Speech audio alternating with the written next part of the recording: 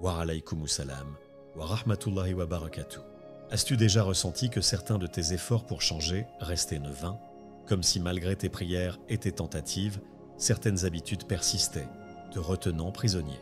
Et si je te disais qu'il existe des signes subtils, presque invisibles, qui révèlent qu'Allah n'est pas seulement un témoin de ta lutte, mais qu'il intervient activement dans ton processus de transformation? Imagine un instant, chaque échec, chaque combat intérieur que tu vis pourrait être une occasion de changement profond, guidé par la volonté divine.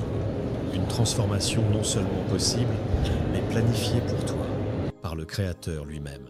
Ne te méprends pas. Cette lutte n'est pas celle que tu dois mener seul. Chaque obstacle, chaque difficulté que tu rencontres sur ton chemin n'est pas une punition, mais une opportunité. Une opportunité d'ouverture, de dépassement, de connexion avec quelque chose de bien plus grand. Ces signes que tu pourrais ne pas voir au premier abord sont en réalité des messages célestes. Ils t'appellent à abandonner tes vieilles habitudes, non par contrainte, mais par une libération spirituelle totale. Et c'est ce voyage que tu es sur le point de commencer. En fait, l'idée n'est pas de simplement casser les mauvaises habitudes comme on casserait un vase et en ramasserait les morceaux. Non, c'est une alchimie divine qui transforme la fragilité en force, l'imperfection en beauté spirituelle. Tu es là, en train d'écouter, car une part de toi sait que tu es prêt pour ce changement. Ce n'est pas un hasard. Il est temps de reconnaître ces signes que tu as probablement ignorés jusque-là, ces petits clins d'œil d'Allah qui te rappellent que tu n'es jamais seul dans cette bataille. Alors, arrête-toi un moment, ferme les yeux et réfléchis à tes habitudes. Qu'est-ce qui te retient encore? Quelles sont ces chaînes invisibles qui t'empêchent d'avancer? Ce que tu vas découvrir ici ne se limite pas à des conseils pratiques pour améliorer ta vie. Non, ce que tu es sur le point de comprendre va bien au-delà. Ce sont des vérités spirituelles qui résonnent profondément en toi, car elles viennent du divin. Et chaque vérité est un pas de plus vers ta libération. Le moment est venu de prendre conscience de ces signes divins. Allah ne te laisse pas errer seul dans l'obscurité de tes mauvaises habitudes. Il t'envoie des lumières, des indices subtils qui t'aident à voir plus clair, à comprendre pourquoi tu luttes et surtout comment te libérer. Tu n'as pas besoin de force surhumaine ou de volonté inébranlable. Ce dont tu as besoin, c'est d'une conscience éveillée, d'un cœur prêt à recevoir les signaux d'Allah. Alors, prêt à découvrir ces signes et à entamer ce voyage intérieur, ne décroche pas, car ce qui t'attend pourrait bien être la clé qui déverrouillera ces chaînes que tu traînes depuis si longtemps. Et peut-être, juste peut-être, la transformation que tu as tant espérée est bien plus proche que tu ne le penses. Mais cela commence ici et maintenant, avec la conscience que tout ce que tu vas découvrir aujourd'hui n'est pas un simple hasard, c'est une main tendue de la part d'Allah. Premier signe divin, le repentir sincère. L'un des moments les plus profonds que tu peux vivre est celui où tu ressens ce poids immense, cette culpabilité qui t'envahit après avoir succombé à une mauvaise habitude. Mais ne te trompe pas, ce n'est pas simplement de la culpabilité. Ce sentiment est en réalité un cadeau divin, un premier signe qu'Allah place sur ton chemin. Le repentir sincère ne se limite pas à dire « je suis désolé ». C'est une transformation du cœur, un véritable changement d'orientation. Lorsque tu te repentis avec sincérité, tu ne fais pas que regretter ton action. Non, tu fais un pas en avant vers la lumière, vers Allah. Le repentir, ce n'est pas une fin, c'est un début, c'est l'étincelle qui peut allumer un feu de transformation. Imagine que ce sentiment de regret te purifie de l'intérieur, effaçant les traces sombres de tes erreurs passées. Allah nous promet que pour ceux qui se repentent sincèrement, il remplacera leurs mauvaises actions par de bonnes. Ce n'est pas juste une promesse, c'est un acte de grâce qui dépasse l'entendement humain.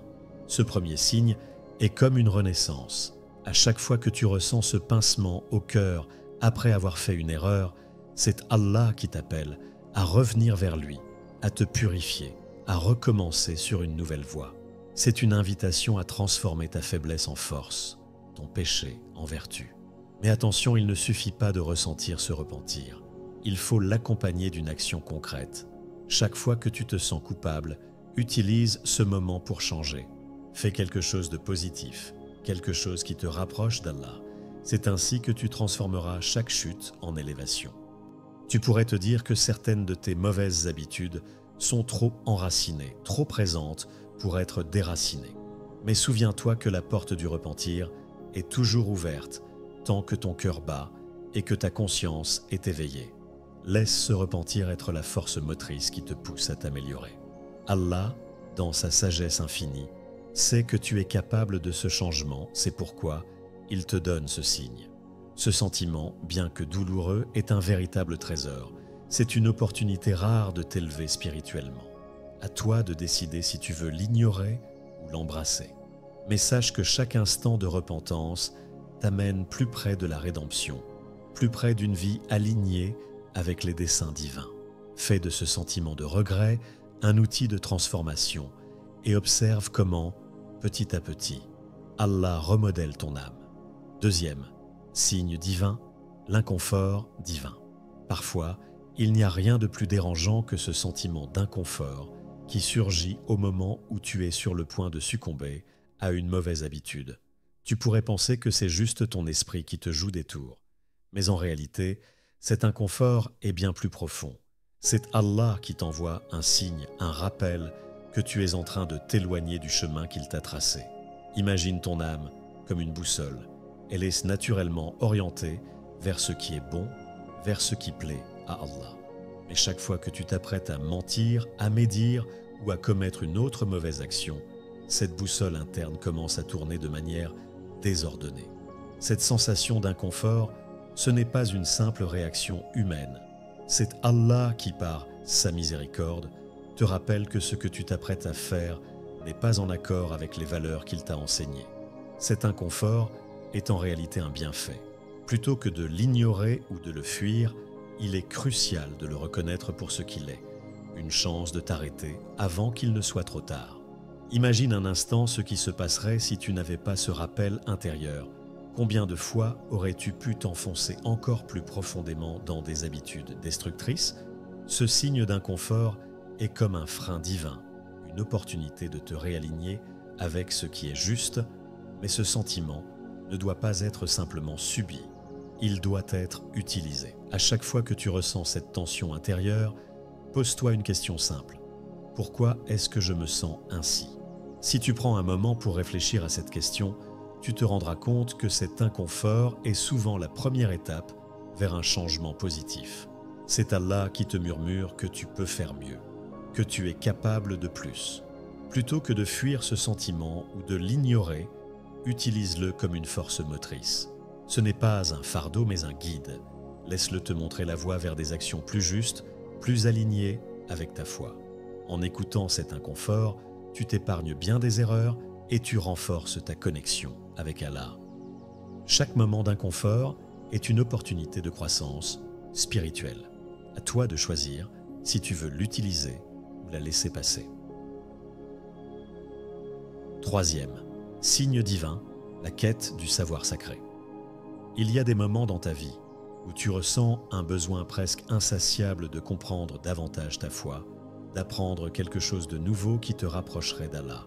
Ce désir soudain d'en savoir plus sur la prière, sur les versets du Coran ou sur les enseignements du prophète, paix et salut sur lui, n'est pas une simple curiosité intellectuelle.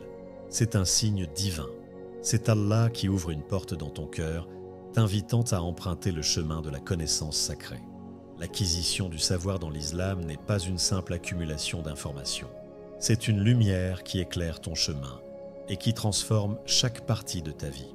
Imagine être dans une pièce sombre pendant longtemps, habitué à cette obscurité. Puis, soudain, une fenêtre s'ouvre, laissant entrer un rayon de lumière. Cette lumière, c'est le savoir sacré. Elle te permet de voir les choses différemment, de comprendre des vérités profondes qui étaient jusque-là cachées. Lorsque tu sens cet appel à apprendre, c'est un signe qu'Allah veut t'éclairer, te montrer une voie meilleure. La quête du savoir n'est pas seulement un acte spirituel, c'est aussi un acte de libération.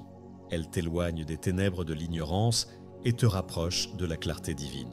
Mais ce n'est pas un voyage passif, Tu dois activement rechercher cette lumière, que ce soit en lisant, en étudiant ou en discutant avec ceux qui détiennent cette sagesse. Chaque nouvelle chose que tu apprends devient un outil dans ton arsenal pour combattre tes mauvaises habitudes. Car une fois que tu comprends pourquoi une action est néfaste, il devient beaucoup plus facile de s'en éloigner. Ce savoir sacré n'est pas seulement pour toi. À mesure que tu t'élèves, tu deviens un guide pour ceux qui t'entourent. Ta lumière éclaire aussi leur chemin. C'est ainsi que la communauté s'élève, un individu à la fois, grâce au savoir. N'ignore jamais cet appel à l'apprentissage. Il est là pour t'aider à briser les chaînes des mauvaises habitudes, pour t'offrir des alternatives spirituellement enrichissantes. Ce savoir est une arme puissante contre les ténèbres de l'âme, et chaque petit pas que tu fais sur ce chemin est un pas de plus vers la clarté, vers la paix intérieure. Quatrième, signe divin. Les obstacles célestes, tu as déjà remarqué comment, parfois, les choses ne se passeront pas comme tu l'avais prévu. Tu avais peut-être planifié de commettre une mauvaise action, mais soudain, quelque chose se produit qui t'en empêche. Ton téléphone tombe en panne, un rendez-vous est annulé ou tu tombes malade. Ces événements peuvent sembler être des obstacles frustrants, mais en réalité, ils sont bien plus que cela. Ce sont des signes, des interventions directes d'Allah qui te protègent d'un mal que tu ne vois peut-être pas. Il y a un plan plus grand que le tien, et Allah, dans sa sagesse infinie, sait ce qui est meilleur pour toi. Quand tu es confronté à ces obstacles, tu pourrais te sentir contrarié, mais c'est là que tu dois changer ta perspective. Ces barrières sont en fait des bénédictions déguisées, des opportunités de rediriger ton chemin vers quelque chose de meilleur. Elles sont un signe clair que malgré tes intentions, Allah veille sur toi. Chaque fois que tu fais face à un obstacle qui t'empêche de commettre un péché ou de t'enfoncer davantage dans une mauvaise habitude, prends un moment pour remercier Allah. Ce qui te semble être un contretemps est en réalité une chance de réévaluer tes choix. Allah, dans sa miséricorde, met ces obstacles pour te protéger, te guider vers un chemin plus pur, plus aligné avec ta foi. Ces moments de pause, d'imprévu, sont là pour te rappeler que tu n'es pas maître de ton propre destin. Allah te guide, même lorsque tu l'ignores. La question est de savoir si tu es prêt à accepter ces signes comme des invitations à grandir, à choisir un meilleur chemin. Alors, la prochaine fois qu'un obstacle survient, réfléchis. Pourquoi cela arrive-t-il? Qu'est-ce qu'Allah essaie de me montrer? Cette réflexion peut changer ta vie. Cinquième, signe divin, les remplacements vertueux. Allah nous a promis que chaque fois que nous abandonnons quelque chose pour lui, il le remplacera par quelque chose de bien meilleur.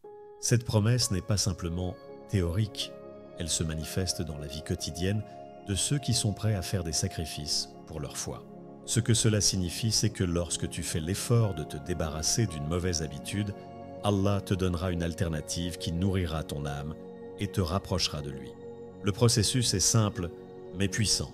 Imagine que chaque espace laissé vide par une mauvaise habitude soit rempli par quelque chose de plus vertueux. Par exemple, si tu arrêtes de passer des heures à scroller sur les réseaux sociaux, ce temps pourrait être utilisé pour lire le Coran, pour prier, ou même pour aider les autres. Ce remplacement n'est pas seulement bénéfique pour toi spirituellement, il l'est aussi pour ton bien-être mental et physique. Ce remplacement est la clé pour une véritable transformation. Tu ne peux pas simplement arrêter une mauvaise habitude et espérer qu'elle disparaisse. Tu dois la remplacer par quelque chose de mieux, quelque chose qui aligne ta vie avec les valeurs qu'Allah souhaite pour toi. Chaque sacrifice que tu fais n'est pas une perte, mais un gain. Et plus tu fais ces sacrifices, plus tu verras les bienfaits se multiplier dans ta vie. Allah ne laisse jamais un vide dans la vie d'un croyant. Chaque fois que tu renonces à quelque chose pour lui, il te donne bien plus en retour. Cette abondance de bienfaits ne se mesure pas toujours en termes matériels, mais en paix intérieure, en satisfaction spirituelle et en une connexion plus profonde avec Allah. Ce sont ces remplacements qui te permettront de construire une vie vertueuse et alignée avec les desseins divins. Alors que tu médites sur ces signes, souviens-toi qu'ils sont des opportunités offertes par Allah pour te transformer et te rapprocher de lui. Ce ne sont pas des coïncidences, mais des rappels précieux de sa miséricorde infinie. Ne les ignore pas. Applique-les dans ta vie, ressens-les dans ton cœur et fais-en une force motrice pour abandonner les habitudes qui te retiennent. C'est par l'action sincère que tu verras ta vie se transformer. Si ce message t'a touché, partage-le avec tes proches afin que, par la volonté d'Allah, nous soyons tous guidés vers une vie meilleure. Abonne-toi pour plus de contenu enrichissant et laisse un commentaire pour partager ton expérience de transformation. Que la miséricorde d'Allah soit toujours avec toi.